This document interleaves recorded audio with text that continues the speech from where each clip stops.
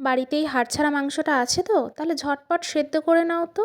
সিদ্ধ করে জল ছেঁকে একটা বাটিতে তুলে রাখবো। এরপর একটা মিক্সিং জারে দিয়ে সয়াবিনগুলোকে বেটে নিয়ে চলে আসবো। এরপর নুন, হলুদ, লঙ্কার গুঁড়ো, অল্প একটু চিনি, অল্প কাঁচা লঙ্কা, 2 চামচ বেসন দিয়ে ভালো করে মেখে নেব।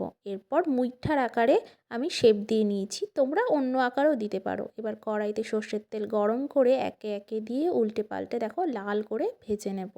এরপর একটু তেল কমিয়ে নিয়ে জিরে ফোড়ন দিয়ে টমেটো বাটা দিয়ে আর অল্প জল দিয়ে ভালো করে কষে নিয়ে দিয়ে দেবো আদা বাটা, নুন, হলুদ, লঙ্কার গুঁড়ো আর অল্প চিনি।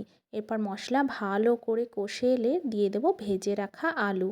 আলুটা দিয়ে ভালো করে মশলা কষিয়ে নিয়ে ঝোলের জন্য দিয়ে দেবো গরম জল। এবার সব কিছু মিশিয়ে নিয়ে ঢাকনা চাপা দিয়ে হতে দেবো প্রায় 20 মিনিট। এরপর ঢাকনা খুলে ওই মুইঠাগুলো দিয়ে 5 মিনিট ফুটিয়ে নিয়ে ওপর থেকে ঘি গরম মশলা দিলেই রেডি আমাদের সয়াবিনের মুইঠা রেসিপি।